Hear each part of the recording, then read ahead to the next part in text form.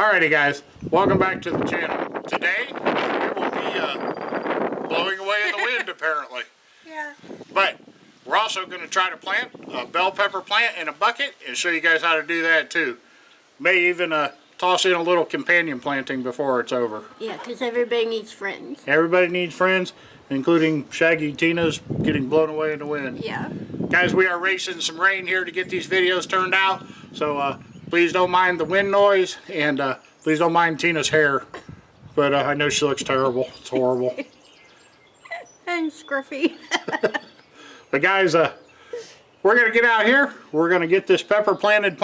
We're going to tell you a little bit about them and how we plant them.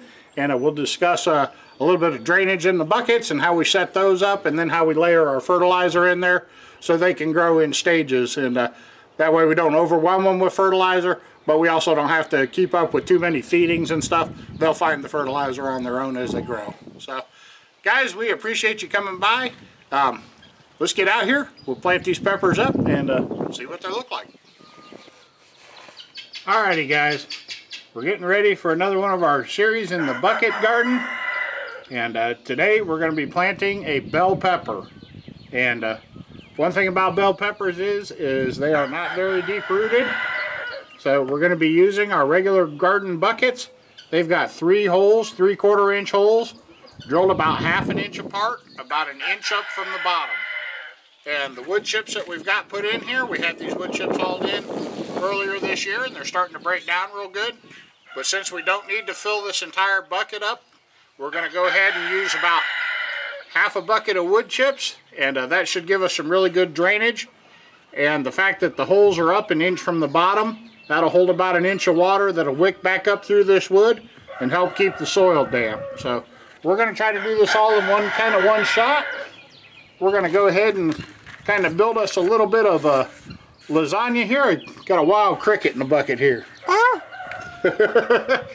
Where'd he go? He's in there somewhere. Oh, I got him. Alright, we'll let Tina chase the cricket. We'll go ahead. What we're going to do is we're going to put in a little bit of soil. Then we're going to dust it over with some Job's tomato and vegetable. This is pretty good fertilizer. Pretty well balanced with she's going to try to shut the chickens up. She just fed them the cricket.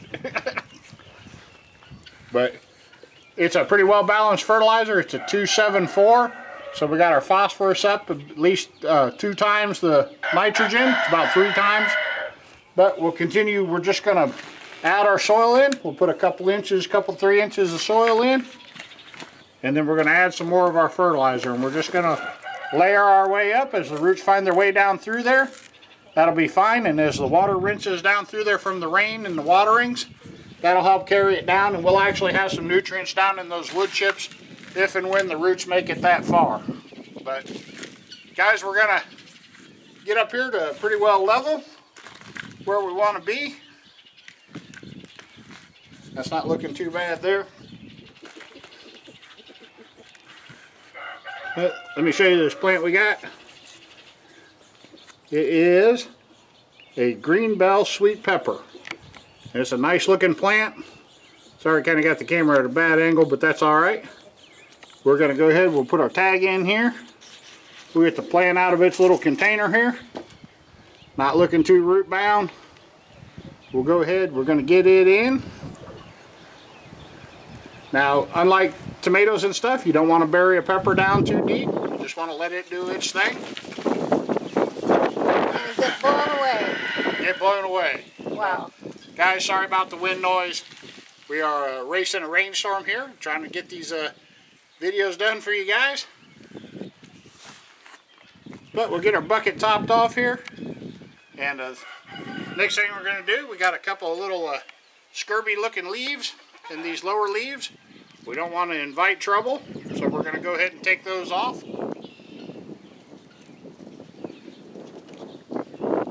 And the last thing we're going to do is, since we're just planting a lone pepper plant here, we're going to do just a little bit of companion planting. So we've got some onions here. We're going to drop them in around him, and they'll just keep him company. Do a very good job getting all the roots underground. Guys, they don't need to be planted very deep. And these are just for fun. We're not going to bulb these out into great big onions or anything. We're not even going to imagine that they will. We're just going to put them in here. We'll use the green tops. We'll cut them up like chives. And we'll have those available to us when we come out to pick peppers. So we'll have a nice little snack to go in with the pepper. And we can make better use of this bucket than just growing one plant in the middle of it. The onions will grow up. They'll help deter a few different pests. And they'll help keep that pepper from getting too lonely.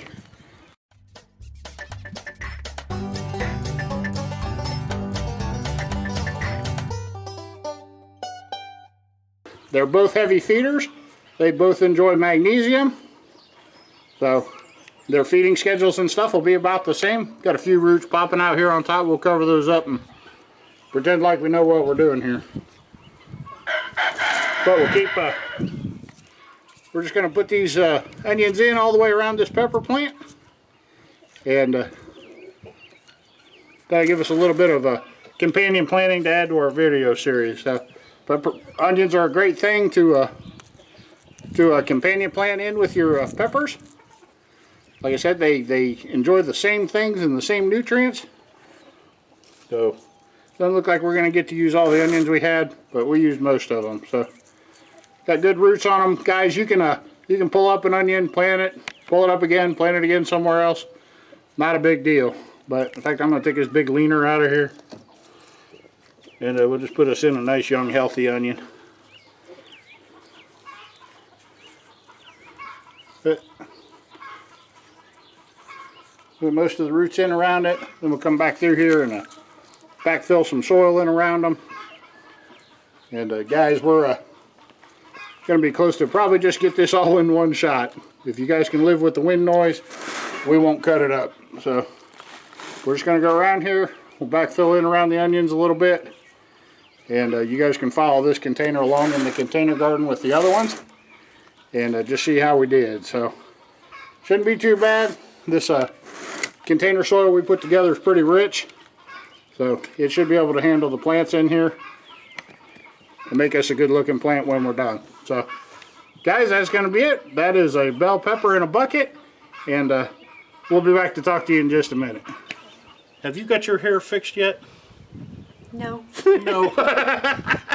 Guys, we're just going to roll with it the way it is then. So, guys, that's going to be about it for planting peppers.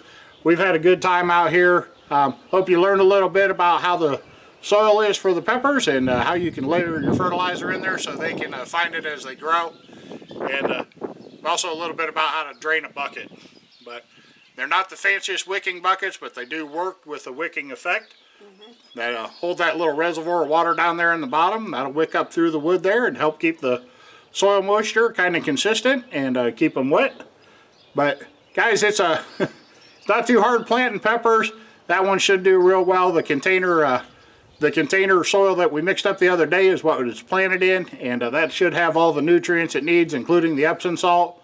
But we will come by and we'll feed it now and again. It will need some more salt added to the surface. Another good use for putting salt on the surface of your plants is it'll keep slugs from eating them up. So they want nothing to do with that salt when it's on the surface of the ground. Or you can make a couple of tablespoons to a gallon of water, put it in your watering can or your sprayer, spray it right on your plants. They don't mind it too bad. Don't do it on a super sunny day, but do it where your plants can get a chance to dry in the wind before they go to bed. So you don't want to leave plants with wet leaves overnight. But if you can get a little bit of salt on the surface of your ground and around your plants, the slugs will leave them alone. Most of the other bugs will leave them alone. But we'll cover a lot of that as we go through. We'll talk more about the container garden and what you can do to help your plants along. But guys, we're going to go ahead and get out of here. We appreciate you spending your time with us. You got anything you want to tell them? No. No? I can't think of anything. I think her hair is really throwing her off, guys. Yeah. It's just, it's killing her. It's driving me nuts. But we're going to roll with it either way. So guys, we appreciate you spending your time with us. If you enjoy the content here on the channel, we hope you'll subscribe. Down next to the subscribe button is a bell.